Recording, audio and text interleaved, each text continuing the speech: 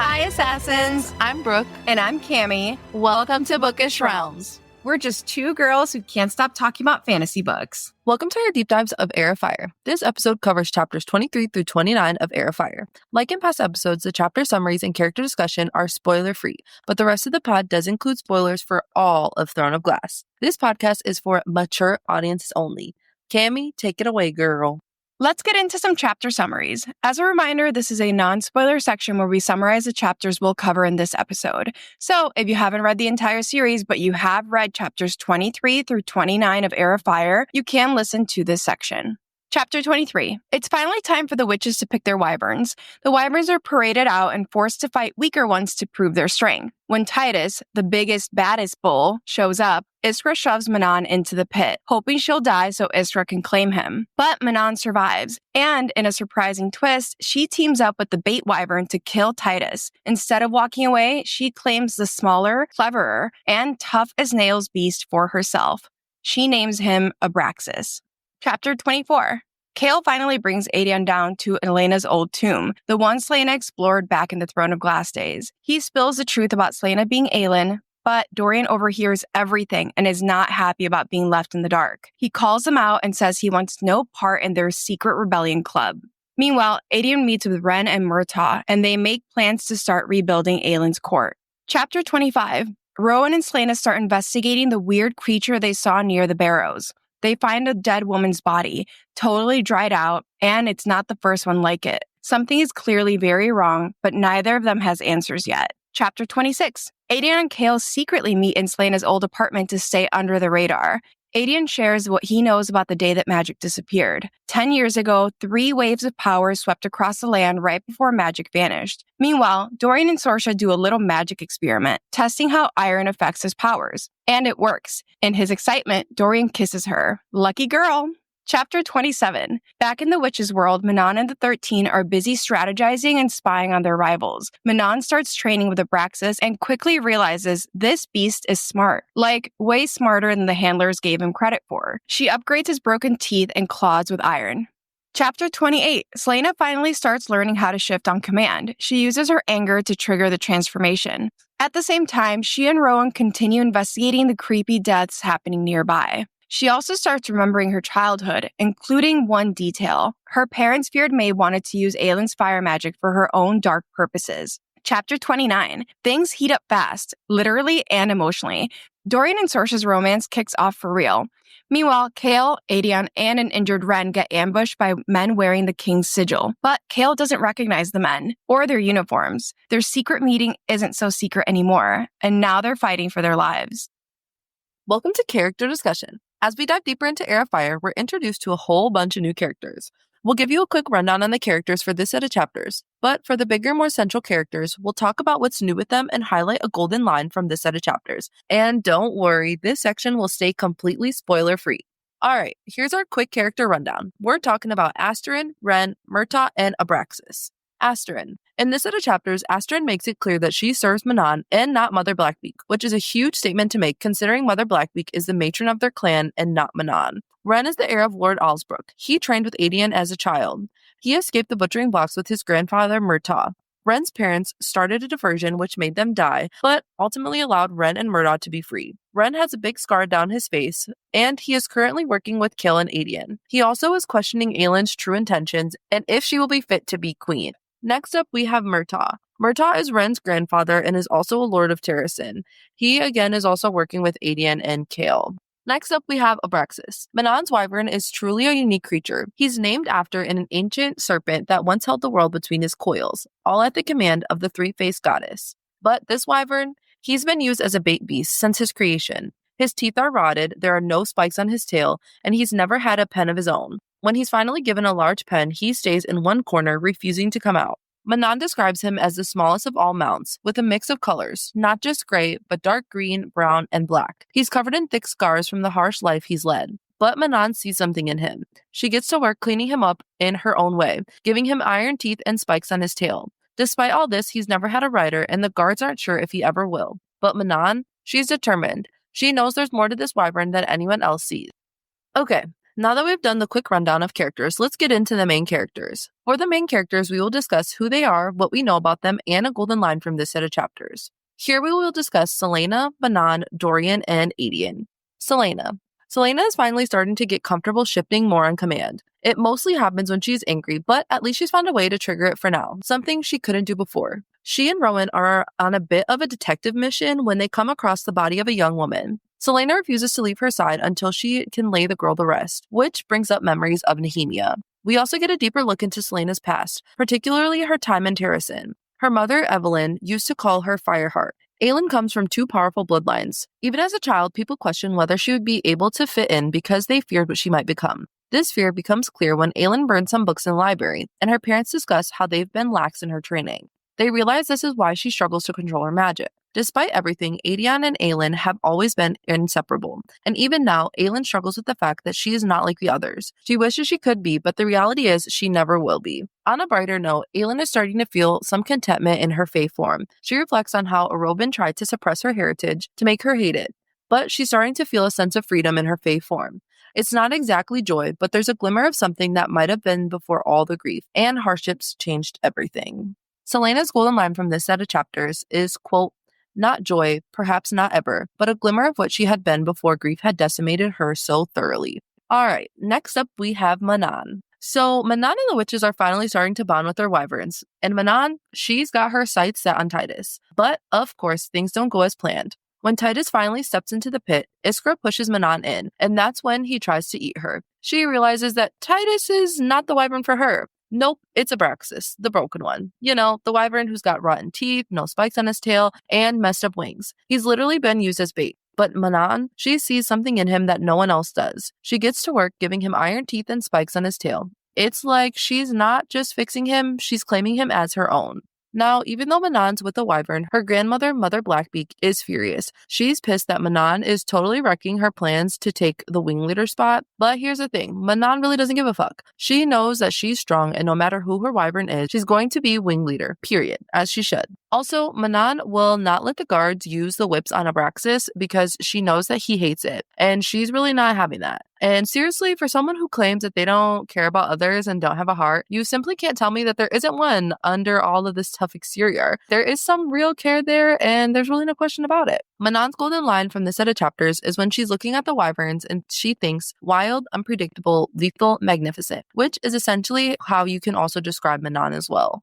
Next up, we have Dorian. So Dorian finally finds out the truth about who Celaena really is. Because remember, Kael and Celaena kept that big secret from him. But Dorian, he is a sneaky little guy, and he overhears Kael and Adian talking about Aelin. And let's just say he pieces it together real fast. He's pretty upset that he's been kept in the dark for so long. Kael tries to explain that it wasn't to keep things from him, but to protect Celaena, because the fewer people who knew, the safer she'd be. But Dorian's not having it. He takes it as that they thought he might tell his father, and he feels seriously betrayed. He also doesn't trust Adian and is not on board with Kael working with him. Now, after the whole magic blow-up incident, Dorian and Sorsha have been working on a way to control his magic. They've come up with a tonic that includes iron, and guess what? It actually works. So Dorian kisses Sorsha for the first time, and things get a little deeper between them. But here's the thing. Dorian is also dealing with a lot of what-ifs after learning the truth about Celaena. He's wondering if she'll come back and either kill him or help him. He starts questioning whether the relationship was ever real or just a way for her to get closer to the king and to take him down. This insecurity is something that Dorian has been struggling with throughout the series. On the outside, he's the crown prince. He seems so strong, but on the inside, he's constantly wondering if he's being used in other people's plans, and it's a lot for him to process.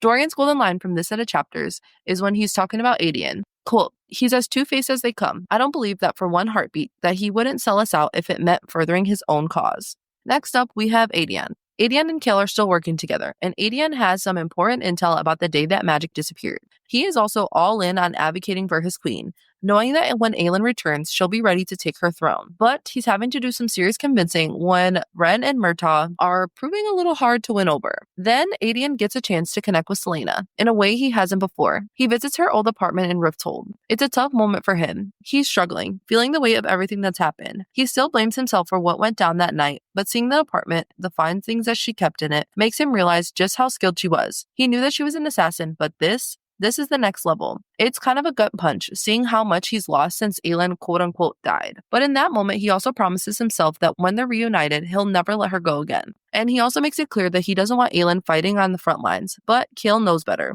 Aelin would never stay out of a fight. It's just who she is, and Adian is going to have to accept that. Adian's golden line from this set of chapters is, quote, "What she will do to the king of Otterland will make the slaughtering 10 years ago look merciful." Also, we did not forget about our captain of the guard. We just haven't had too much new information about him yet, and we have had a lot of new characters to discuss. We will be bringing him back in our next character discussion in the next episode. Let's explore this world. Here we cover the main world-building elements that come up in chapters 23 through 29. We'll revisit these places and world-building elements in other episodes. For today, this section is not spoiler-free, so if you haven't finished the entire series, please do not continue. But please come back when you have. In these chapters, Celaena and Rowan follow the trail of bodies that the Valg are leaving behind in Wendlin, and we're reminded of just what the Valg are capable of. They use a kind of dark magic to drain people completely. Victims are left as husks, with no sign of physical wounds except for some bleeding from the nose or ears. But Celaena knows it's not just a physical attack. The Valg feed on memories, especially painful ones. They force their victims to relive traumatic experiences and seem to grow stronger and drain their victims through this emotional damage/drainage. Celaena describes the experience as being shown the worst parts of her life over and over again. It's a form of psychological torture and control. This connects to what we already know about the Valg from Throne of Glass and Crown of Midnight. The Valg power can be compared to a psychic vampire, something that doesn't feed on blood, but on energy, memories, and emotion. This is our analysis and foreshadowing section, which is not spoiler-free. We'll break down parts of the text that tie into or foreshadow future events in the series. If you have not read all of Throne of Glass, please do not continue. All right, let's kick things off with a quick recap of the last set of chapters. From here on out, we'll include a short summary before diving into foreshadowing and analysis. Because the books keep getting longer, the plot twists are plot twisting, and everything is starting to connect, which period. So previously on Heir of Fire, we've had wyverns, a magic explosion from Dorian, and secret rebel meetings. Manan and the 13 took to the skies for the first time in 10 years and absolutely owned the crossing, earning Manan a shot at becoming wing leader, if she survives the war games. Over in Mistward, Celaena is still getting her ass handed to her by Rowan, but things take a turn when he bites her, and she finally shifts into her Fae form. Dorian's magic exploded during a vulnerable moment with Sorsha, and she decides to help him control it. Kael finds out Adian's not under the king's control, and after a pretty tense showdown, they team up when Kael reveals Aelin is alive. Celaena accidentally sets a forest on fire, runs off in frustration, and ends up ambushed by flesh pedestrians, because I'm not saying that word. Rowan saves her, and after the fight, they finally start to understand each other. And that's a wrap on what's been happening. Let's start with Wendlin, where Celaena and Rowan are starting to find some common ground. We wouldn't call them friends, but it's better than being at each other's throats, literally. Their main issue, Celaena can't shift on command. Rowan's been bringing her to the temple ruins every day, since they're far enough away that if she did shift and lost control, she wouldn't hurt anyone. Quote, everything depended on that command, shift. But the memory of what the magic had felt like as it seared out of her, when it threatened to swallow her and the whole world, plagued her, waking and asleep. It was almost as bad as the endless sitting. We've said this countless times, but Celaena is terrified of shifting for so many reasons. She's afraid to hurt others. It's actually physically painful for her, and it is always out of control. But Celaena's starting to realize that the endless sitting around feels worse than the shift, which is progress. As they sit around waiting for Celaena to shift, she starts to take note of this ruined temple and the way that her magic responds to it. Celaena is starting to put together that this isn't just some random temple Rowan has been bringing her to. Quote, it was unusually sunny that day, making the pale stones seem to glow. In fact, she could have sworn that the whispered prayers of long-gone worshippers still resonated. Her magic had been flickering oddly in response. Strange, in her human form, where it was normally so bolted down. The sun brings out certain aspects of this temple, like making the stones seem like they're glowing, which is interesting. And something about this temple is strong enough that it makes Celaena's magic flare up, even though she is in her human form, which, again, interesting. And so Celaena asks just what this temple is. Rowan replies, the sun goddess's temple, aka Mala Firebringer's temple, the Lady of Light, Learning, and Fire. Rowan's been bringing her here because Aelin's powers come from Mala's line. So he's been kind of hoping that the temple will help her manifest her powers and her shifting. And Rowan's intuition was right, because Aelin reveals if she felt like admitting it, she could almost sense the echoes of the power that had dwelt here long ago. a delicious heat kissing its way up her neck, down her spine, as if some piece of that goddess were still curled up in the corner. It explained why today, in the sun, the temple felt different, why her magic was jumpy. The essence of Mala seems to remain in this temple, and Aylin's magic seems to be sentient enough to react to it. She feels the power and the heat, and her magic is a little jumpy. And while they'd been there before, today is different because it is a sunny day. The sun activates the temple, which makes sense since Mala was the Lady of Light. Then we get a super interesting exchange between Celaena and Rowan about Mala and Deanna. Quote, Mala, the sun goddess and lightbringer, was sister and eternal rival to Deanna, keeper of the moon. Mab was immortalized into godhood thanks to Maeve, Celaena mused as she ran a hand down the jagged block. But that was over 500 years ago. Mala had a sister in the moon long before Mab took her place. Deanna was the original sister's name, but you humans gave her some of Mab's traits, the hunting, the hounds. Perhaps Deanna and Mala weren't always rivals. What are you getting at?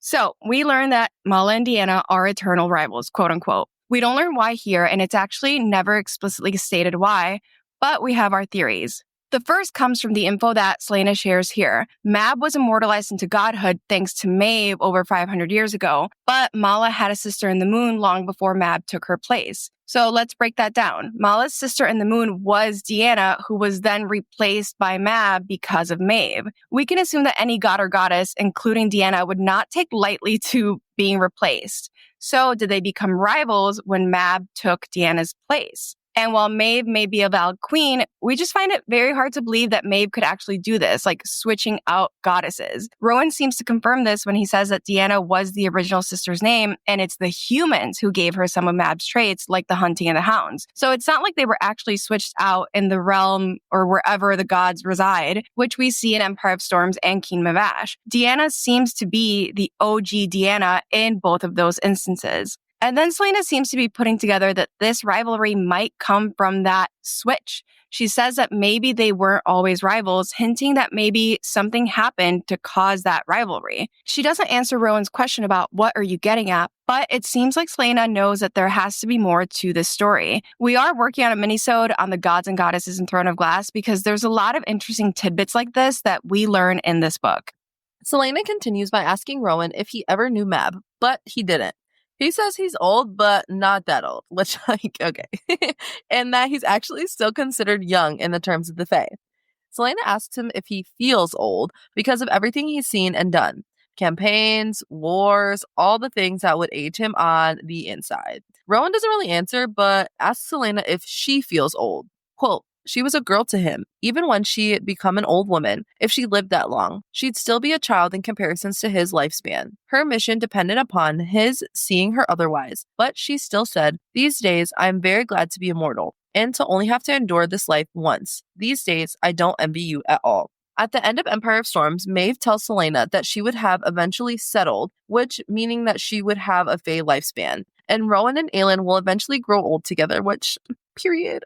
But this entire conversation is so interesting, like in the context of that knowledge. It really reminds you how far these two have come and like will go. And we also see that Celaena is still in a very dark place. She's glad to be mortal, glad that she'll die sooner rather than later, and glad that she only has to do this all but one time, like no more than once. Which, like, you guys know that we spiral, so we have to pause here because we will be talking about that specific statement in a Maasverse episode. Quote, only endure this life once is one of the only times when the concept of reincarnation is brought up in these books, and it ties into so many theories that Brooke and I have, so... But basically, Celaena doesn't envy Rowan's long lifespan. Life has been full of pain and loss and struggle for her, and she can't imagine an alternative where she would want to live 1,000 years. It's beautiful that we know she will get that time. Rowan fixates on her wording. Celaena says that these days she feels like that. So Rowan asks, and before?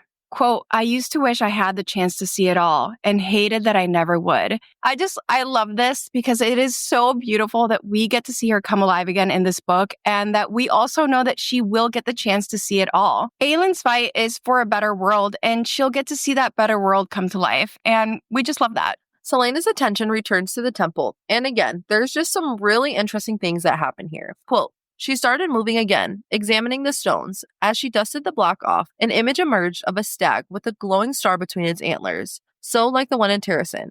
She heard Emrys tell the story of the sun stags, who held an immortal flame between their massive antlers and who had once been stolen from a temple in this land. Is this where the stags were kept before this place was destroyed? I don't know. This temple wasn't destroyed. It was abandoned when the Fae moved to Doranel, and then ruined by time and weather. Emrys's stories said destroyed, not abandoned. Again, what are you getting at? But she didn't know, not yet.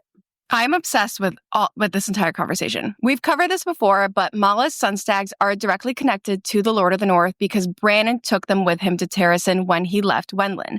So Emrys' story has to actually be about Brannon, who was Mala's husband, which makes us think that these sunstags weren't actually stolen. This is just the first of many times, specifically in this book, where there seems to be a discrepancy in the history, and we can't help but think that it is all a hint to how Maeve altered history, which we know that she did. And Celaena points out another difference. In Emrys' story, the temple was destroyed, but this temple that they're in was abandoned. Why does this matter? Because it's a huge hint about the original location of one of the word keys, and we can't help but think that Celaena is thinking about that poem here. The poem says that the second word key is concealed in a mountain made of fire. When Aelin and Manon enter the Witch Mirror in Empire of Storms, it's revealed that Brannon hid this word key at Mala's temple, then destroyed the temple, and made it so it could only be accessed by someone of his bloodline or someone holding another word key. The king had a word key already, which is why he was able to enter the temple to retrieve the second word key.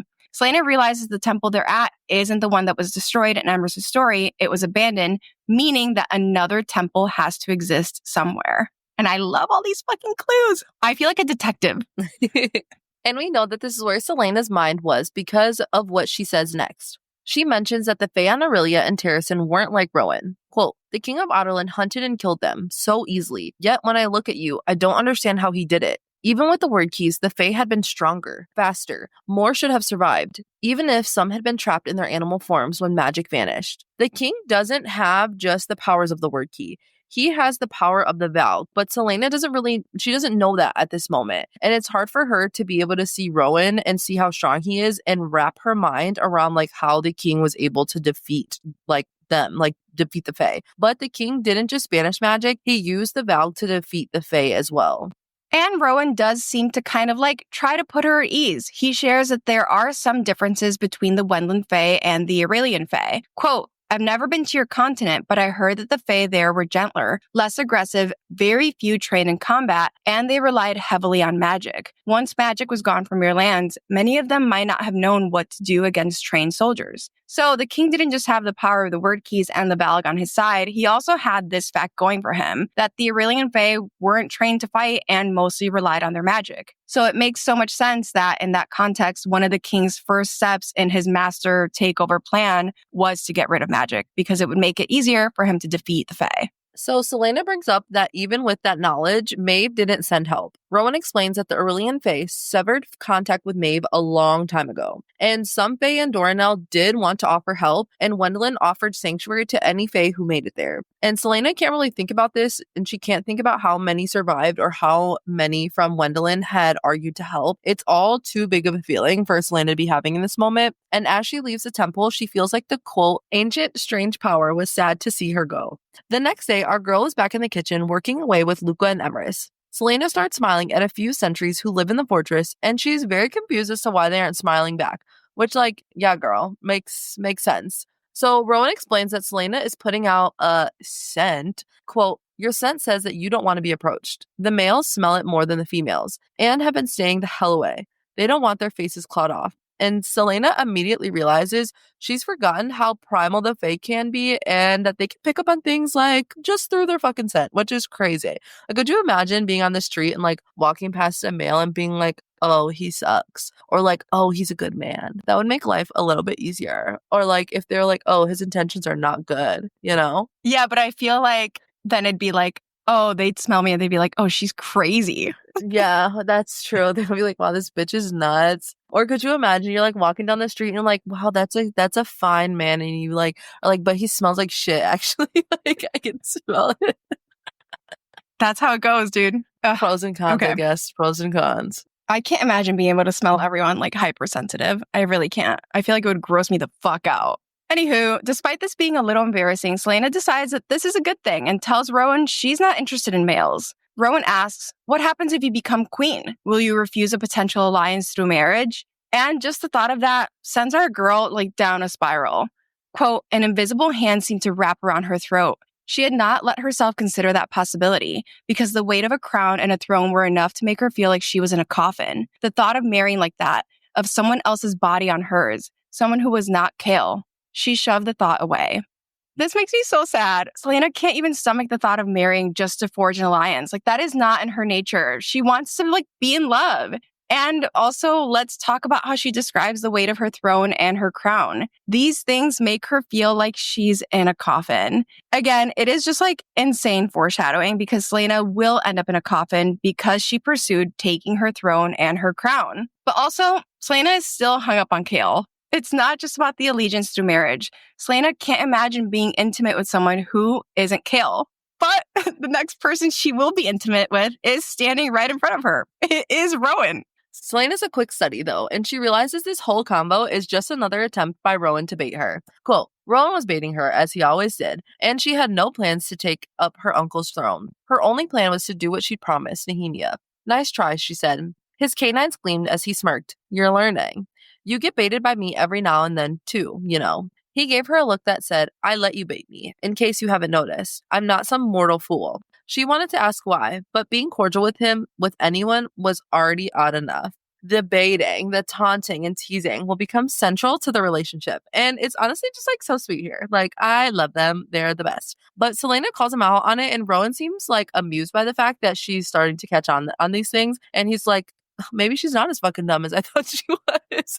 And again, we get that mind speaking. And Rowan basically admit that he's playing along, which as he should. And they're being cordial now. They're making progress. They haven't punched each other in a while. They haven't bit each other in a while.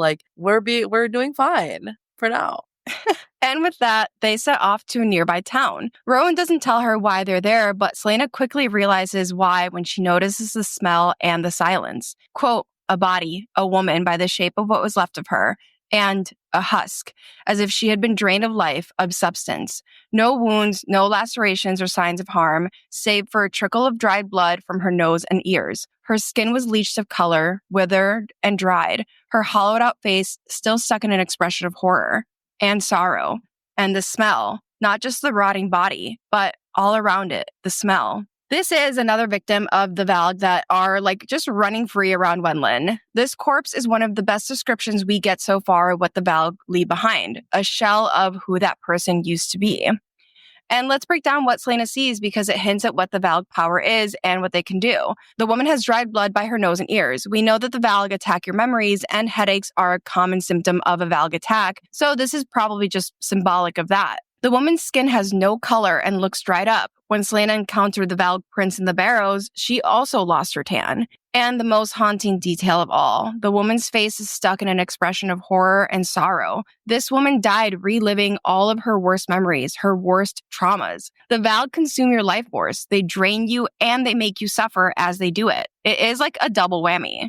Celaena and Rowan go back and forth trying to analyze this scene and the creature who did this. They can't understand why she'd been dumped in the stream and why tracks were left behind. It's clear whoever did this wasn't trying to hide the body. And Rowan admits that the smell coming from the corpse is different. Something's definitely off. And so Celaena offers up her theory. The thing that they encountered in the barrows is the thing that's capable of doing this. And Rowan seems to agree. He says that Celaena looked like this corpse. Her skin was a shade paler, her freckles had disappeared. Rowan says it looked like the life had been sucked out of her.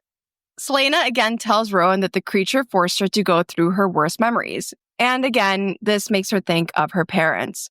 Quote, her parents had been assassinated. She'd seen the wounds, but the smell in their room had been so similar. She shook her head as if to clear it, to shake the creeping feeling moving up her spine. Celaena can't stop herself from making this connection. She tries to shake it off, but she knows that there is a truth in there somewhere. But we do think it's a truth she isn't ready to face. Yes, her parents were assassinated, but there were very clearly other forces at work. And now Celaena has been pulled into a mission to track down a mysterious creature that could be connected to one of the worst nights of her life. Celaena suggests that maybe the townspeople know something, but unfortunately they only have 1 hour left in the area before having to head back because Celaena came in her human form. They don't have enough time to investigate. But Celaena can't leave this woman like this. She insists that they bury her. Rowan points out that the ground is too hard here. Quote, then we'll do it the ancient way, she called. She'd be damned if she left that woman's body decomposing in a stream, damned if she left her there for all eternity, wet and cold. Once again, Celaena chooses respect and compassion. Her moral compass is so strong, and we've talked about that a million times, but she will not leave this woman here. She knows that this woman deserves a proper resting place. This woman deserves dignity. We've talked about death rituals in Throne of Glass before, and this reinforces the idea that honoring the dead does really matter in this world. When Celaena realizes that the ground is too hard, she turns to old traditions. The ancient way is a pyre, which Celaena begins putting together. This is so important because in previous chapters, Celaena has expressed that she didn't remember Terrasen's folklore. So much of this book is Celaena finding ways to connect back to Terrasen, and this does feel like it's just another one of those ways. Because she hasn't shifted, it takes Celaena a while to get the fire going to burn the pyre. But Rowan doesn't mock her or make any comments about how easy it'd be if she'd just shift and use her powers. Quote, instead, as she stepped from the rising flames, she felt him come to tower behind her, felt the surety and half-wildness of him wrap around her like a phantom body. A warm breeze licked at her hair, her face, air to help the fire, wind to help consume the corpse. I could fucking scream! This moment is so important. Rowan doesn't push, doesn't mock. He seems to understand that this is an important ritual/tradition for her and instead offers a silent support by standing behind her. And he respects this moment and her process, which is they've come so far, okay? But also they're working together. His wind helps her fire burn stronger, showing how their powers and their trust can complement each other in the future. Rowan is her balance. And while this fire hasn't been made by Celaena using her fire magic, it shows her what they'll be capable of doing if and when she's ready. And despite the relationship having a very rocky start, Celaena mentions that she feels the surety and half-wildness of him wrap around her. And that word choice is so crucial because Rowan makes her feel sure and certain that this is the right thing. And his wildness is important too. Many other characters have described Celaena as wild and feral, and she needs somebody who can match that energy. You ever heard that song where it's like, I need somebody who can match my freak? Something match my nasty. I forgot how it goes. I think I said it wrong, but that's what she needs, and she got that in Rowan. As she watches the fire burn, Celaena reaches deep inside and does try to trigger a shift so she can help her fire, but nothing happens. Despite Rowan's help, Celaena can't help but feel kind of empty. After this, they return to Mistward. Rowan takes Celaena to a commune of healers, which Celaena had always wanted to visit as a child, but her mother refused, telling her they'd visit the Torre Chesme one day instead. Celaena realizes again the lengths that her mother went to in order to keep her away from Maeve. And these day trips start becoming a regular thing for Celaena and Rowan. One morning, Rowan tells her that they're heading to a town 20 miles away. When Celaena asks why they're going, he explains that another body has been found. A second demi-fae was killed the same way. Rowan wants to question the townspeople, but he knows that they'll talk more easily to Celaena, so he asks for her help. But she needs to shift. And so Rowan begins taunting her. He pulls on her braid and asks if she's still scared. When Celaena's anger flares up, he tells her to hone it.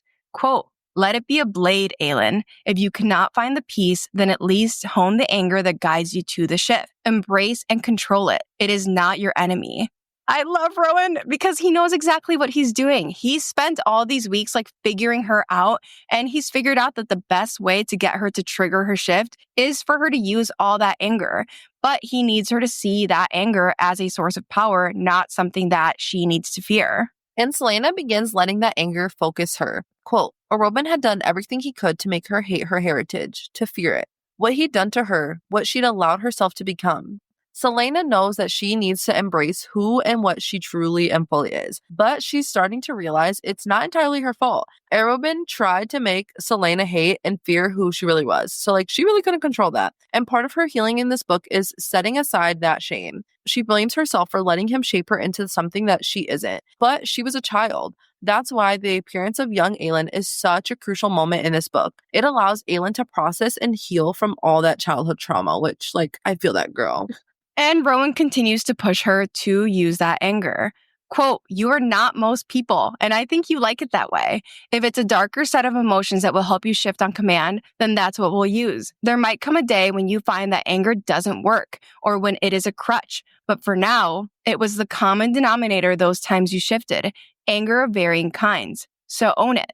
I love him. I love Rowan. I love Rowan. Rowan was able to see Selena, really see her very quickly. They've basically just met and he already understands a very key aspect of what makes her who she is. And that is her anger. And Rowan isn't afraid of her anger. He doesn't flinch or back away like others have. He tells her, fucking own it. He embraces it and pushes her to do the same. And that is why Rowan and Aelin are so good together. He accepts all of her. He doesn't try to change or fix her. He's working with her anger and meeting her where she is. Rowan pushes her to use her strength, even if it's rooted in pain, because he believes that she can handle it. In this moment, he gives her a tool and a choice.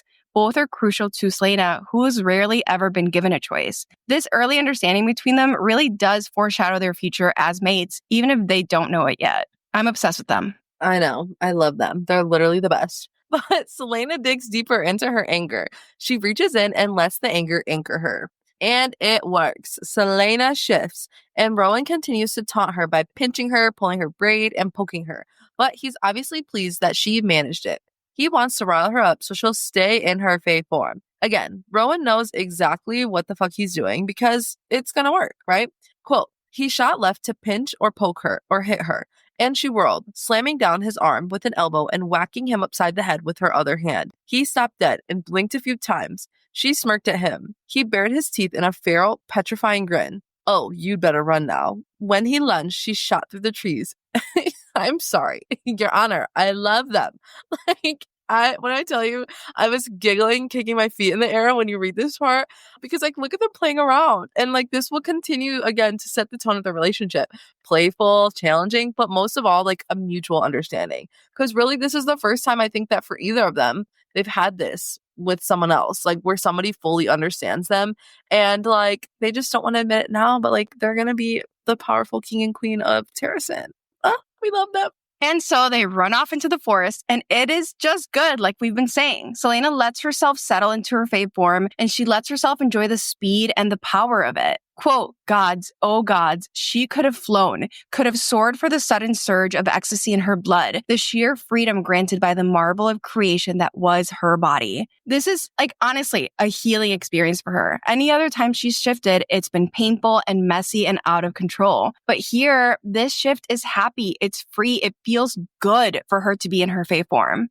And again, most of all, she feels free, which legit almost made me tear up when I realized the importance of it, because just a few chapters back, Selena realized that she doesn't remember what freedom feels like. But here in her fae form, the form that she has feared for so many years, she gets to experience freedom again. And that is so beautiful. Rowan continues to playfully push her as they run through the trees. They're basically playing tag, lunging and dodging each other. And Selena is loving it. Quote, she could die for the love of this speed, the surety in her bones. How had she been afraid of this body for so long? Even her soul felt looser, as if it had been locked up and buried and was only now starting to shake free. Not joy, perhaps not ever, but a glimmer of what she had been before grief had decimated her so thoroughly.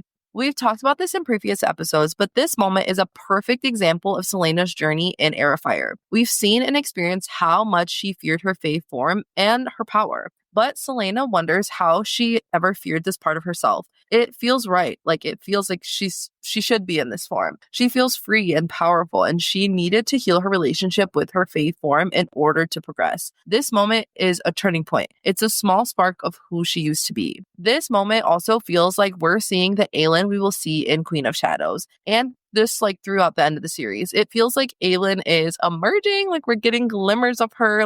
We're getting less glimmers of Selena necessarily, and now we're going to start hopefully getting more of Aelin. I think also, as someone who's had a pretty complicated relationship with her body, I really do appreciate the wording that's used here to describe Selena adjusting and loving her fae body. She can't believe that she's been afraid of this body for so long, and I feel like that is just such a real feeling. Self-acceptance is at the core of this moment for Selena, and it feels really transformative and powerful, which I feel is just something a lot of women can relate to. And the healing continues because Selena realizes that Rowan isn't just racing her. Rowan is playing with her. Quote, he threw a glance at her, breathing hard but evenly, and it might have been the sun through the canopy, but she could have sworn that she saw his eyes alight with a glimmer of that same feral contentment. She could have sworn he was smiling. Before this, anytime Rowan's eyes are mentioned, Selena calls them dead and lifeless. So I am obsessed with the fact that the first time Selena sees light and life in Rowan's eyes is in this moment when they're together, running through the forest. It does feel like they're like celebrating a breakthrough, not just with Selena being able to shift, but they're like developing relationship too. They will continue to heal and walk together toward the light. And I love them. As they run, Selena thinks about Nehemia and how she could have possibly saved her if she'd been this fast that night. But she stops herself from spiraling by reminding herself that Nehemia had orchestrated it all. They make it to town and Rowan's demeanor shifts a bit. He's no longer smiling and playing. And because Rowan is genuinely terrifying, the town basically clears out. No one wants to talk to these two scary-looking fae. Their conversation turns back to the creature they're hunting, who is draining the life out of people. Selena thinks the creature must be smart. It's choosing victims who won't be missed, which feels intentional. She wonders if the murders are meant as a message, but the purpose isn't fully clear. As they continue to stroll through the town, a shopkeeper sees Selena and quickly shuts her curtains, clearly afraid. Rowan explains that many fae have a bad reputation among mortals for taking what they want. That fear still exists, even though laws are now stricter. Rowan enforces those laws. He hunts down rogue fae for Maeve. Sometimes he kills them, sometimes he drags them back for Maeve to deal with. This reveal prompts Selena to say a very chilling line, quote, "I think I'd prefer death at your hands to death at Maeve's.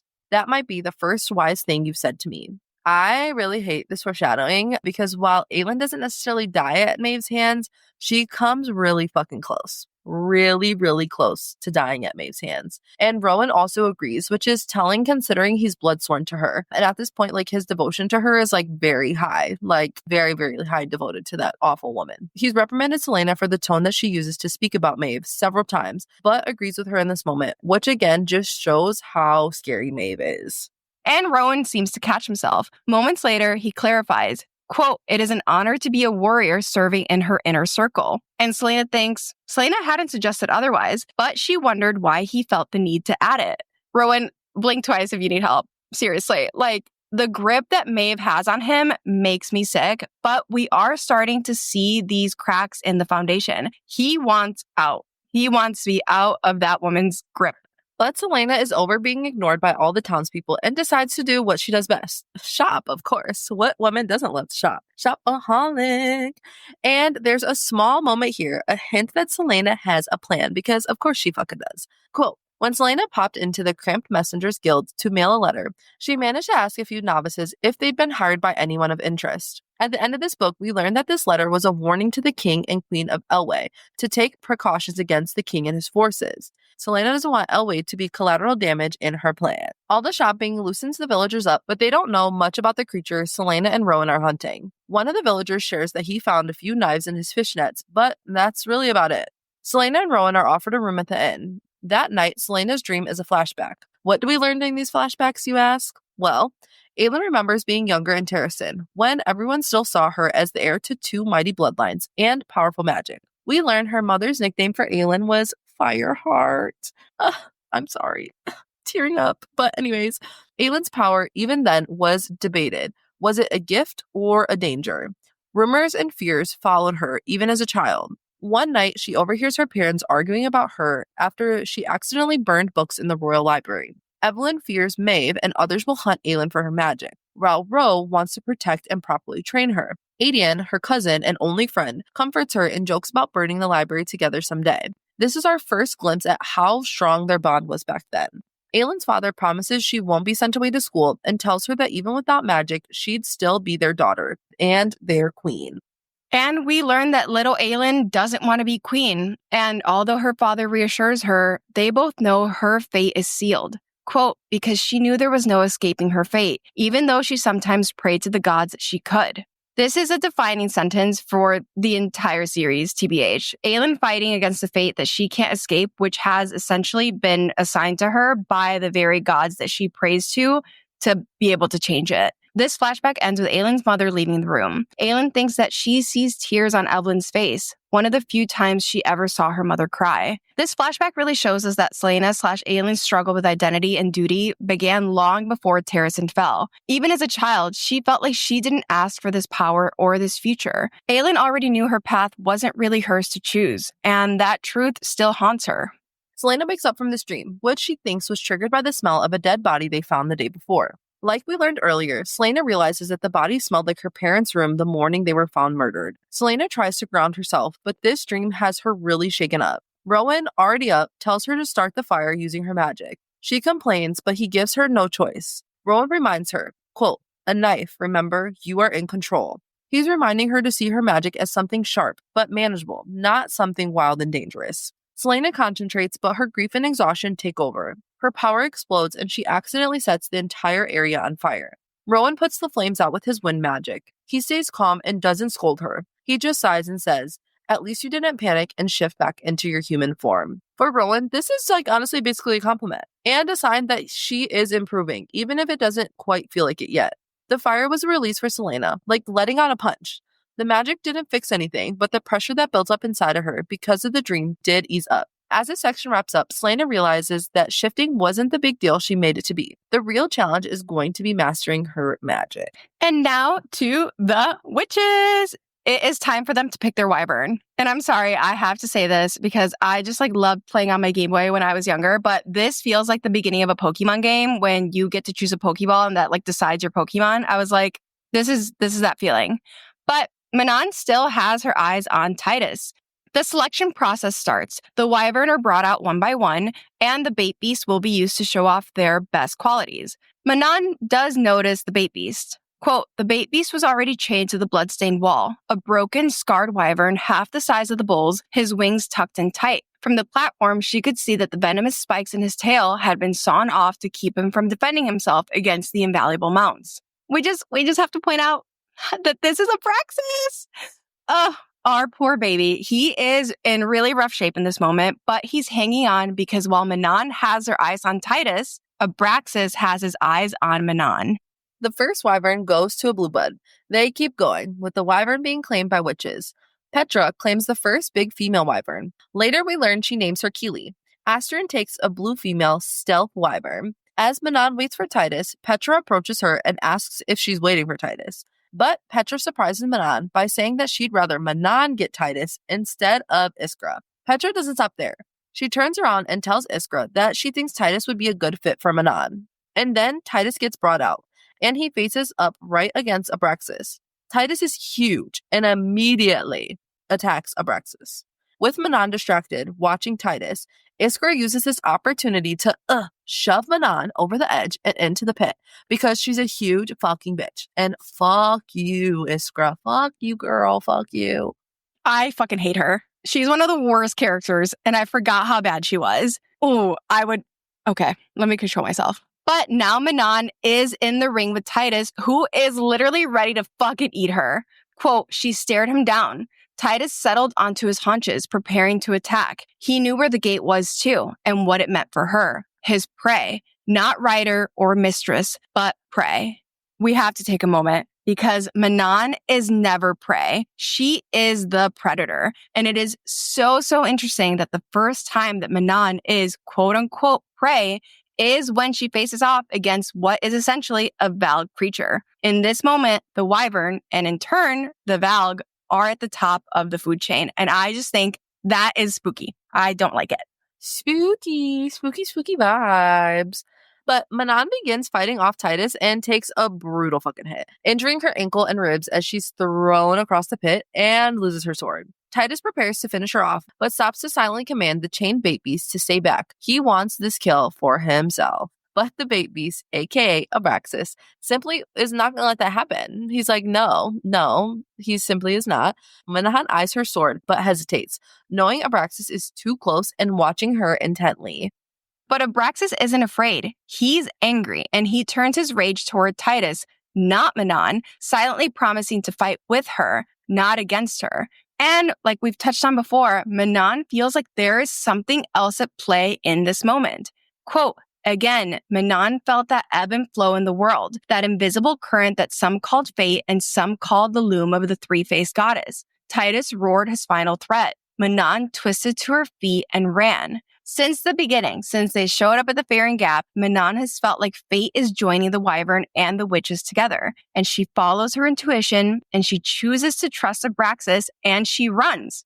Manon grabs her sword and breaks Abraxas' chain. Against all odds, Abraxas takes on Titus, using speed, strategy, and sheer determination to strike back hard. Even when wounded, the bait beast refuses to give in, dodging and countering, fighting with everything it has, even as Titus's jaws close around its neck. Quote, the bait beast thrashed, but couldn't get free.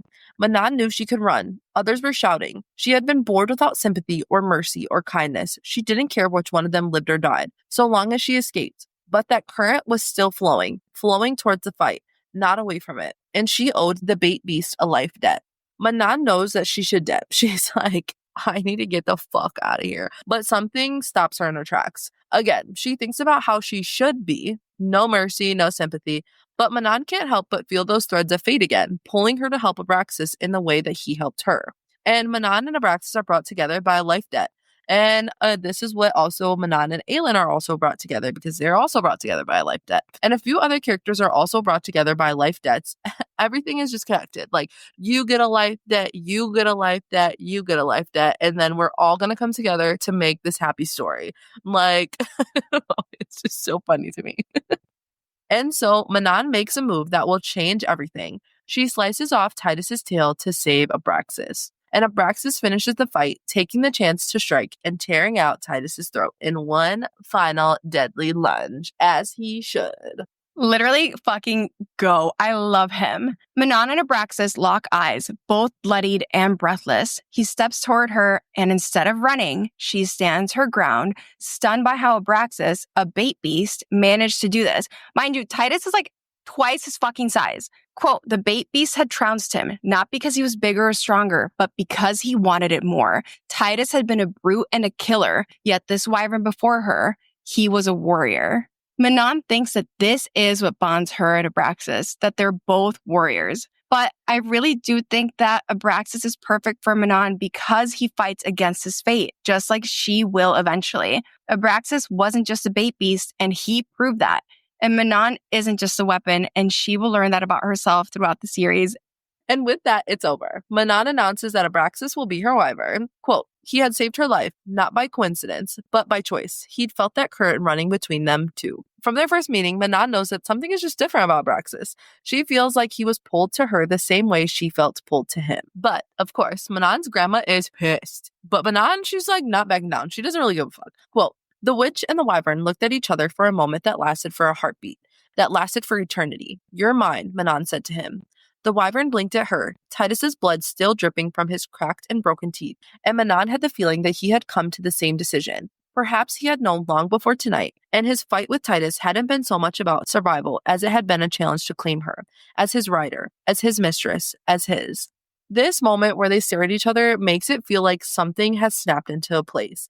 Not a mating bond in a sense, but like it feels like they're bonded in some way, shape, or form. Like they belong to each other. They were meant to find each other. And Manon can't help but feel like Abraxas might have known that they were gonna find each other and that they would have to fight for her. From the beginning, Manon and Abraxas have this mutual understanding that their bond is a little bit different. One thing I would love is just a little backstory on how these wyverns were made, because I think it's interesting that how different he was, and I wonder if there was I don't know. I would just love to see how they were made, because it is interesting that he is so different compared to the other wyverns, you know?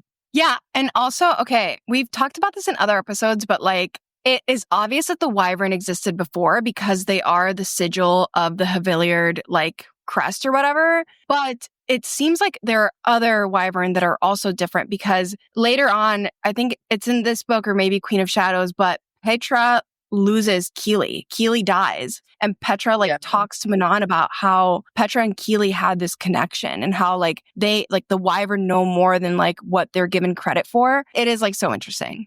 But Manon names Abraxas, quote, after the ancient serpent who held the world between his coils at the behest of the three-faced goddess. You guys know that we love the lore, so we love that Abraxas' name is explained. But you guys also know that I'm a little crazy, so let me drop a little more lore for you. Abraxas, spelled Abraxas, is the god above all gods by the ancient Gnostics. But even more interesting is that description of the ancient serpent who held the world between his coils. SJM references Norse mythology often in the Maasverse, and this sounds a lot like Jormungandr, also known as the Midgard serpent or the world serpent, who coils around the earth beneath the oceans and is destined to battle Thor during the end of the world. Jormungandr is often depicted as a snake eating its own tail, surrounding the Yggdrasil tree. We can't spiral about that right now, but we will in a Maasverse episode. Manon naming Abraxas is about the only nice thing that happens, though. Manon returns to the others, covered in dirt and blood, and dares every witch to meet her eye. She shrugs off Iskra's attack with a cold, looks like I lost my footing. Manon's grandmother is furious that she chose Abraxas, calling him worthless runt and saying that his win was just a fluke. Manon learns that Abraxas has never flown, and the handlers believe that he is too damaged to survive the crossing, let alone lead away. But Manon knows the truth, even if her grandmother can't understand why she chose Abraxas. Quote, her grandmother hadn't been in the pit, though. She hadn't looked into Abraxas' eyes and seen the warrior's heart beating in him. She hadn't noticed that he'd fought with more cunning and ferocity than any of the others. Manon refuses to let criticism and skepticism invalidate what she knows in her heart about Abraxas. She has her reasoning for choosing him, and she is believing in him. I'm sorry, but the real love story in Heir of Fire is Manon and Abraxas, because I think that this allowed for Manon to, if they had never been paired together or whatever, I don't think that she would have made nearly as big of a character arc as she did. And Abraxas really started it all. But anyways, and so Manon takes the punishment, 2 slaps and a harsh lecture from her grandmother, and walks away without complaint. She visits Abraxas, who is quiet and curled up in his new pen. He's never had space to himself before, having spent his life as a bait beast in the pits. Manon refused to train with any other wyvern, despite the warnings that the other mounts might attack Abraxas and he might panic in flight. She insists he is her mount. She is determined to prove everyone wrong, especially her grandmother and Iskra. Manon will train Abraxas herself and win the war games with him by her side and no one else. In the next few days, Manon watches Iskra and the Yellowlegs take the crossing and makes sure that they're gone before heading to visit Abraxas. She tells Astrid to keep the 13 busy, even though Astrid warns her that their grandmother won't be pleased, especially if she finds out that Manon is training Abraxas alone. Manon tells Astrid she's going to have to decide if she's Mother Blackbeak's spy or Manon's second. Astrid, without hesitation, tells Manon that she serves her. Internally, Manon is really taken aback by this response. Quote, for her heartbeat, Manon wondered when she'd ever earned that kind of loyalty. They weren't friends, at least not in the way that humans seem to be friends. Every Blackbeak already owned her their loyalty and obedience as the heir. But this, Manon had never explained herself, her plans, or her intentions to anyone except her grandmother. But she found herself saying to her second, I'm still going to be wing leader. Astrid smiled, her iron teeth like quicksilver in the morning sun. We know. All of these things, the existence of the wyvern, Abraxas being a controversial choice, the stink of the humans in the Omega, they're all making Manon think about who she is. Here she questions why Astrid and the 13 are so loyal to her, and it almost seems like she feels like she's not worthy of it. Manon knows that she's asking a lot of Astrid. Her life could be in danger if she gets caught hiding information from Mother Blackbeak. And because of this, because of Astrid's loyalty, Manon reassures Astrid that she still plans to be wing leader. I love that Astrid doesn't say, I know. She says, we know, almost as if to say, the 13 stand behind Manon. Manon is trying to reassure Astrid, but really, Astrid ends up reassuring her. Manon goes to see Abraxas. Manon doesn't want the handlers or overseers in the pen. They distract her and discuss Abraxas. When the men try to whip Abraxas, he lashes out. Manon steps in, slicing the overseer's hand and taking control herself. But there's something wrong with the man's blood. Cold, vile. The blood tasted rotten, as if it had curdled or festered inside a corpse for days. She glanced at the blood on the rest of her hand. It was too dark for human blood. If witches had indeed been killing these men, why had no one reported this? She bit down the questions.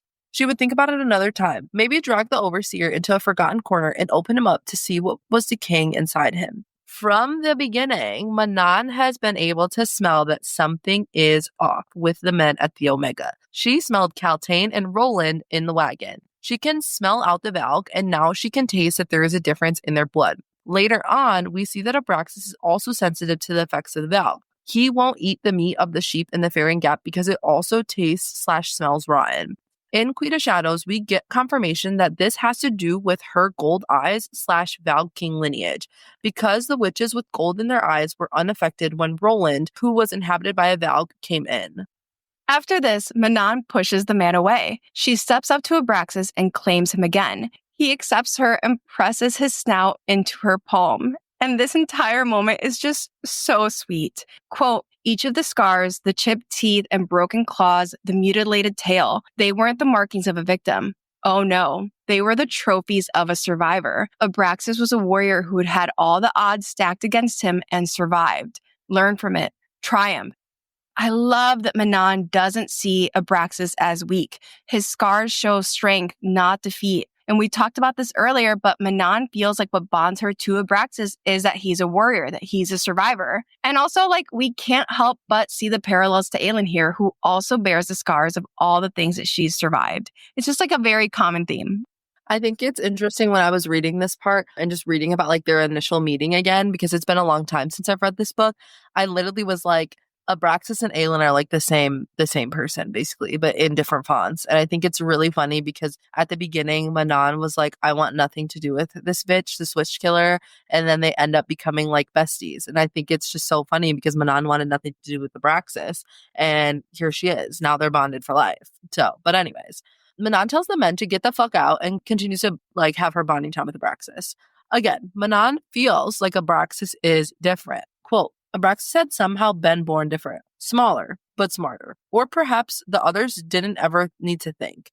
Cared for and trained, they did what they were told. But Abraxas had learned to survive, and perhaps that had opened his mind. He could understand her words, her expressions. I know that this isn't the same, but I can only relate this to my lived experience. But I love that Manon, this quote-unquote soulless witch, is bonding with Abraxas in the same way that, we bond with our pets, we don't know what the fuck they're saying, but I'm like, I would die for you. I would literally die for you. It's so sweet.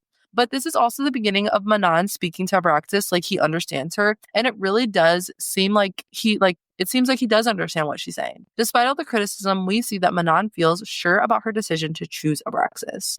Manon tells Abraxas that she's going to put the saddle on him, build him new spikes for his tail that match her iron nails. Are you kidding? I'm sorry, the fact that they match is so cute. And also rebuild his fangs. After all of that, they're going to, quote, stain this kingdom red. I love that line. This entire process is painful, but Manon stays with Abraxas through it all. Quote, he almost took out a wall when they welded the iron spikes onto his tail, but Manon stood with him the entire time, talking to him about what it was like to ride with the 13 on their ironwood brooms and hunt down the Kraken witches. She told the stories as much to distract him as she did to remind the men that if they made a mistake, if they hurt him, her retribution would be a long, bloody process. Not one of them made an error. I really cannot almost, I can't handle this. Again, we come back to this whole thought process of Manon is supposed to be soulless, but she comforts Abraxas and basically tells him bedside stories to distract him from all the pain of these procedures. And she is so protective of him in this moment. And I love that Abraxas brings out this side of her when she's supposed to be this evil creature. This section of the witch's POV ends with Manon checking in with Sorrel and Asterin. We learned that each of the 13 each serve a role. Asterin is fire, Sorrel is stone, and Manon values both in their leadership. She also asks for updates from her shadow, Edda and Briar, who specialize in stealth and spying. Manon tells Sorrel and Asterin she'll be flying with Abraxas in a week. And now, finally, let's go to Rifthold. Chaol secretly meets with Aedion in Elena's tomb, trading information about Celaena, the King's Rings, and the Eye of Elena in exchange for rebel secrets. But Dorian is secretly listening in, and he is shocked to hear the truth and the alliance that has formed between them. This is also when Dorian realizes that Celaena is Aelin, and that she's working to destroy the dark power his father has been hiding. The word keys, the word gates, and all of that, essentially dark magic. Dorian is upset that they've kept this information from him. Quote, they had lied to him too. They had decided that he wasn't to be trusted. Celaena and Chaol, they had decided against him. Chaol had known who and what Celaena truly was. This is a continuation of the feelings that we saw popping up in Throne of Glass and Crown of Midnight.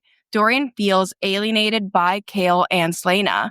He feels left out of the bond that they've created. But Dorian can't dwell on his feelings for too long because Aedion catches him. Dorian confronts them about hiding Celaena's true identity and forming an alliance without him. Cale explains he kept the secret to protect Aelin and Dorian. Aedion admits they need her alive to defeat the king and free magic. As the pieces click into place, Dorian realizes he'd met Aelin as a child, which is why Celaena felt familiar. And the horror of it all hits him. Quote, Aelin Galathinius had spent a year in that labor camp. A queen of her continent had been a slave and would bear the scars of it forever. Perhaps that entitled her and Aedion and even Cale, who loved her, to conspire to deceive and betray his father. Dorian immediately realizes the weight of Celaena's past and what it means for Aelin, for her role as queen. These are the thoughts that Celaena had in the past as well. And to some extent, Dorian understands the choices Cale and Aedion have made and realizes that maybe they had a right to keep secrets and rebel.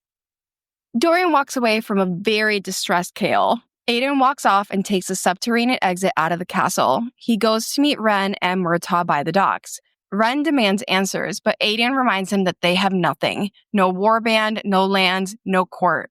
They discuss who is left of Terrasen's court, and it hits Aedion hard that there are only 4 known survivors from Orlan's inner circle. They also bring up Ravi and Sol, heirs to the trade city of Surya, and wonder if they can be convinced to join the cause. Murtaugh warns Aedion that not everyone will be ready to follow Aelin. She has 10 years to answer for, and people will question Aedion's own loyalties too.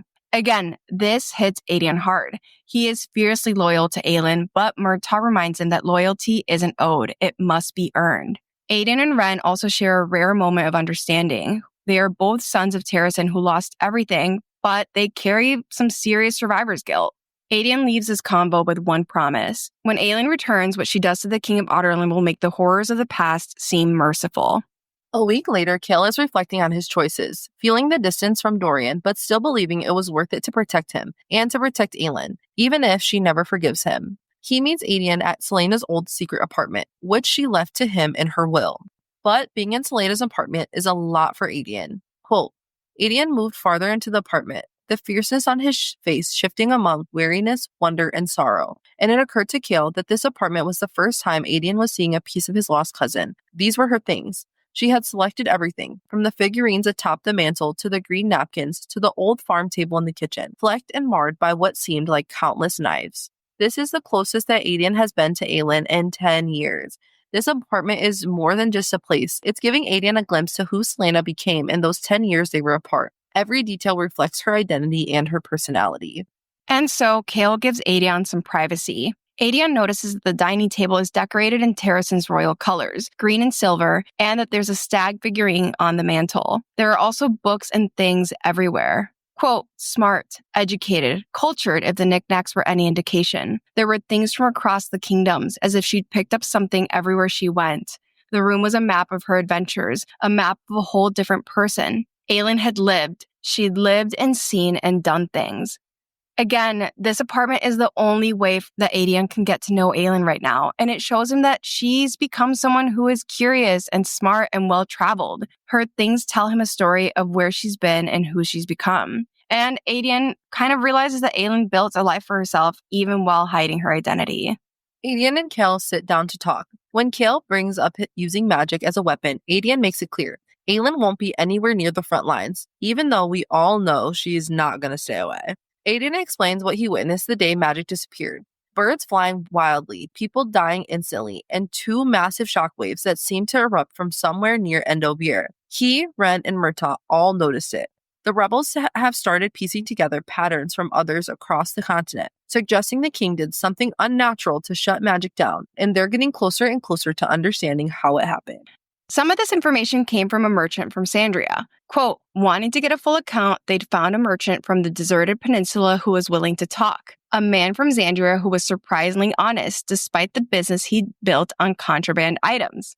Hey, Lysander's uncle, aka Mr. Spider Silk Merchant, aka Falcon Anar. This is such a tiny detail, but SJM is such a master at weaving these connections between characters. This has to be the Spider Silk Merchant that Aelin/Celaena met in The Assassin in the Desert. The information that the merchant shares is very interesting. In the desert, 3 waves hit. The first comes from the north, the second comes from the south like a sandstorm, and the third from deep inland, just like Aedion's memory. Right after that, magic vanished.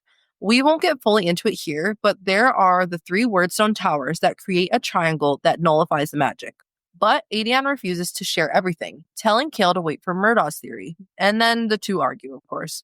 Adian demands to know why Kale still works for the king, and Kale admits he was raised to believe in Adarlan's lies, but can't ignore the truth anymore. Quote, I grew up being told we were bringing peace and civilization to the continent. What I've seen recently has made me realize how much of it was a lie. We brought this up during our Throne of Glass and Crown of Midnight deep dives, but Kale is the perfect example of a good soldier archetype, and he basically admits it here. Kale was raised to believe in Adarlan above all, but meeting Celaena challenged those beliefs and his entire identity as captain of the guard. Adian challenges him, saying that Kale knew about the labor camps. Kale replies, it is easy to be lied to when you do not know any of those people firsthand. It's easy to believe when your king tells you that the people in Endovir deserve to be there because they're criminals or rebels who tried to slaughter innocent Adarlanian families. As he says this, he thinks of Celaena's scars and Nehemia's butchered people. Again, Kale is starting to fully break away from the good soldier archetype. He realizes that following orders blindly is only easy when you don't know the people who are suffering. Loving Celaena, a former slave whose family and kingdom were destroyed by Adarlan, opened his eyes and forced him to feel empathy for those that he used to see as the enemy. All of this put together is what leads to his rebellion. Their conversation ends with Kale realizing that he can't ask Dorian to participate in these plans against the king. Kale's only goal is to keep his friend safe, even if right now it looks like that means he will lose Dorian. A few days later, Kale and Adian meet in secret with Ren and Murtaugh, but Ren is injured after being followed and attacked. Adian kills the 6 men in a quick, brutal fight. Kale is honestly shooketh. He's like, what the fuck? But he's shook by how similar his skill set is to Celaena's. These attackers wear black uniforms marked with the king's wyvern sigil, but Kale doesn't really recognize the uniforms or the men. The Kale and Adian section ends with Adian warning them all that more guards are searching the slums. Ren, despite his injuries, says he knows a place to hide. And let's end it all with our 2 babies, Dorian and Sorsha. Now that both Adian and Sorsha know about his power, Dorian is feeling both terrified and a little relieved. Sorsha, the MVP, is hard at work searching for a way to help Dorian control his magic. Quote, there weren't many books about dampening a power like his. Many had been burned, she told him. But she looked at the magic like a disease. If she could find the right channels to block, she could keep it contained. And if not, she always said, they could resort to drugging him, just enough to even out his moods. She didn't like the idea of it, and neither did he, though it was a comfort to know the option was there. We've said this before, but we really do have so much more appreciation for Sorsha on this reread, especially for her abilities as a healer. But we see that they really are kind of becoming a team. Sorsha and Dorian experiment with using iron in his body to help suppress his magic, hoping it might weaken the power safely. She makes him a concoction of iron. He takes it, and Sorsha tells him to think about what makes him upset. Dorian is overwhelmed with guilt, knowing Sorsha is risking everything to help him, even though he's the prince of the men who ruined her life. He wants her, but he feels like he doesn't deserve her. Quote, there was no escaping his crown or his father, who would have beheaded Sorsha, burned her, or scattered her ashes to the wind if he found out she'd helped him, his father, whom his friends were now working to destroy. They had lied to him and ignored him for that cause, because he was a danger to them, to Sorsha. These are the things that really upset Dorian. 1, he feels trapped in his crown, his role. 2, he's scared of what might happen if Sorsha is caught helping him. And foreshadowing here kind of makes me a little nauseous because the king does behead her. Off with her head, unfortunately. 3, he was left out of Celaena and Kale's plan, which again, this is been a common theme from the start between these 3 and their situation, ship, whatever, love triangle. And 4, he's a danger to everyone around him, and he's like a ticking time bomb. All of these thoughts do make Dorian's magic flare up, but then nothing happens. Sorsha's magic iron potion does work. Dorian can't help himself, and in his excitement, he kisses Sorsha. And even though we know that Sorsha's been in love with Dorian for years, she barely reacts. She pulls away, and she seems a little embarrassed. Dorian doesn't know what to make of it, even though he wants to kiss her again. But then we get Sorsha's POV, and we see that she's trying to convince herself it was just a kiss. But then they meet again to try out a different combination of the tonic. Dorian grabs her hand and thanks her for seeing him, and not running. He's deeply grateful that she treats him like a person, not a prince or a monster. Overwhelmed, Sorsha pulls away and leaves, reminding herself that staying quiet and unnoticed is the only way to survive. Dorian leaves, but she can't help herself, and honestly, girl, we really don't fucking blame you. Sorsha opens the door and finds Dorian there. Quote, It could all go to hell tomorrow, but she had to know what it was like, just for a little while, to belong to someone, to be wanted and cherished. He did not move, didn't do anything but stare, seeing her exactly how she saw him, as she grabbed the lapels of his tunic, pulled his face down to hers, and kissed him fiercely. Okay, Sorsha girl, get your man. Get your man, girl. Knowing what happens to Sorsha makes these moments like even more touching because Sorsha wanted to be loved, to be seen, to be wanted, and at least she gets to experience that with Dorian, even if it's just for a little while. Honestly, I appreciate her so much more on the second reread because I was like, I actually really don't know what you mean to the story. Like, what was the purpose? But like, now I get it. But that's it for this set of chapters. And next, we have our favorite moments. These are moments in this set of chapters that we really just loved. Okay, this set of chapters, Brooke and I were talking about this, was way longer than either of us expected. So we apologize if this episode is very long. But so much happened that it was honestly really hard to pick just two favorite moments, but I did my best. My first favorite moment is when Manon visits Abraxas after choosing him as her mount. She's already planning how she's going to train him, win the war games, and prove everyone wrong. The line that really got me was, because she was Manon Blackbeak and she'd never failed at anything. I love Manon's confidence. I love her attitude. It is unmatched. And honestly, I do try to channel that energy in my real life. Like, I am who I am and I will not fail. And she's so fierce and unapologetic. And I do think that this was just such a powerful point in her arc with Abraxas. My second favorite moment is a little more serious. It's the moment right after Dorian realizes that Selena is Aelin. Quote, Aelin Galathynius had spent a year in that labor camp. A queen of their continent had been a slave and would bear the scars of it forever. Perhaps that entitled her and Aedion and even Chaol, who loved her, to conspire to deceive and betray his father. I just think there's so much to unpack in that line. The idea of Aelin being both a queen and a slave does feel like super central to her identity, at least for me, and it does affect how she sees the world. She knows what it means to be powerless, to be hurt, and to be dehumanized. And I do think that gives her this like really incredible ability to empathize with the oppressed, but also to fight for them with a kind of like anger that feels really justified. I also think this quote pushes us to think about what justice really means. What is a fair consequence for those who built their power by enslaving and oppressing others? Dorian sees that now, and he's starting to understand what Aelin and Aedion are fighting for and why they're fighting for it. And for me, it's also a callback to that earlier moment. I think it's in Throne of Glass, when Nehemia asked Dorian if he dismantled labor camps if the king sent Selena back there. Meeting Selena has changed him. It's also changed Chaol. Both of them are expanding their empathy, challenging their beliefs, and they see the world in a different way because she came into their lives. So I love that. Period, girl. I also have two favorite moments from this set of chapters. Bear with me because I did not pre-write this out and I am actually a little scatterbrained. So please bear with me and I hope that this makes sense. But anyways, my first favorite moment from this set of chapters is when Selena and Rowan are going through and they're burning that body of that woman that they found. And it goes, quote, a warm breeze licked at her hair, her face, air to help the fire, wind to help consume the corpse. And I feel like this moment is just like kind of such a turning point in Rowan and Selena's relationship. And I feel like it also is just a gentle reminder, like where it says like a warm breeze licked at her hair. Like it's a reminder to Selena that like Rowan is there. And like regardless of like what the relationship is now, like he does become such a comforting source for her. And I feel like it also kind of like shows like how their magic like is constantly working together in a sense. Like he can stifle her magic like if necessary, but like she can also like she is so powerful and she needs somebody to kind of check that balance of power. And I just think that her and Rowan's relationship like fully like encapsulates that in a sense. The second one I have is when Manon is talking with Asterin and Manon is asking her like, you are going to have to decide, are you her spy or my second in regards to Mother Blackbeak?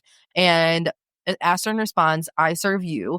And Manon goes, she is your matron. And again, Asterin says, I serve you. Like, period, point blank. Like, I serve you. I am here for you. I'm not here for Mother Blackbeak.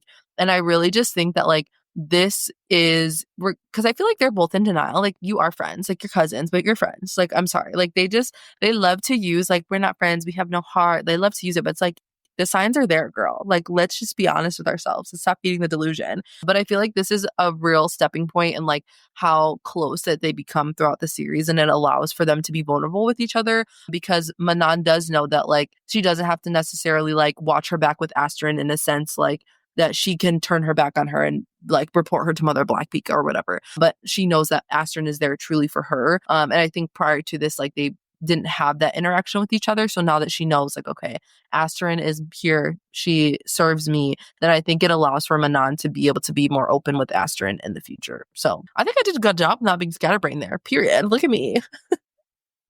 And lastly, our final thoughts.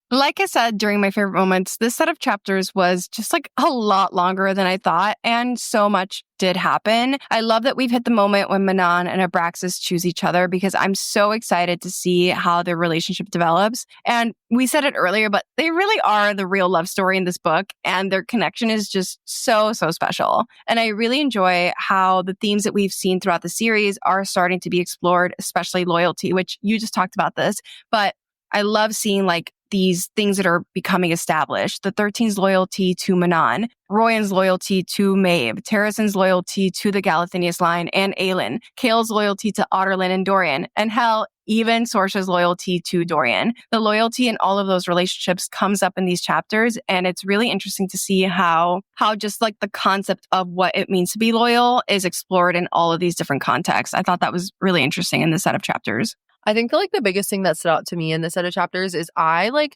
kind of forgot how close Selena and like Aelin and Adian were, and like how similar they were, or like not were but are. And I feel like this set of chapters really like highlighted like how strong their relationship was, because I know like in the previous set of chapters, like we get how distraught and how upset Adian was, like when he finds out that, or not distraught and upset, but like kind of like how he just, when he found out that she was alive, he just felt like there was something more that he could have done.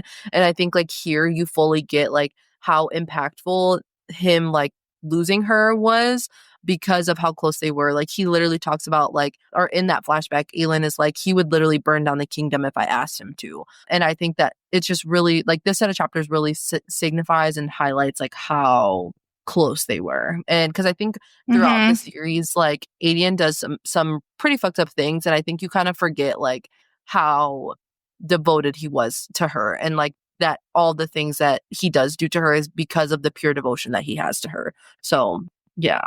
That's my I thoughts. also think their whole, not even a relationship, but like their existence as characters is like the perfect example of like nature versus nurture, because Selena was taken by Arabin, and even though she's like supposed to be an assassin, we see basically immediately from like the assassin's blade is like she's fighting against that. That is not her nature. And I feel like she like rebelled in so many different ways. And then we learned that Adian's been doing the same thing. Like their nature is to like fight back. And I love seeing that. Yeah. I do really still like kind of fuck Adian sometimes, but yeah, that's okay. he does do some really fucked up things, especially to Lysandra, but we'll get there when we get there. That wraps up our deep dive for chapters 23 through 29 for Heir of Fire. We hope you enjoyed our analysis and theories. Don't forget to follow us on Instagram and TikTok, where our handle is @BookishRealmsPod. We'd love to hear your thoughts on these chapters, so drop us a comment or send us a message. Also, leave us a rating if you like what you heard. It really helps us out. Join us next week when we continue our Heir of Fire deep dives with chapters 30 through 35. Until then, keep reading, assassins! Bye!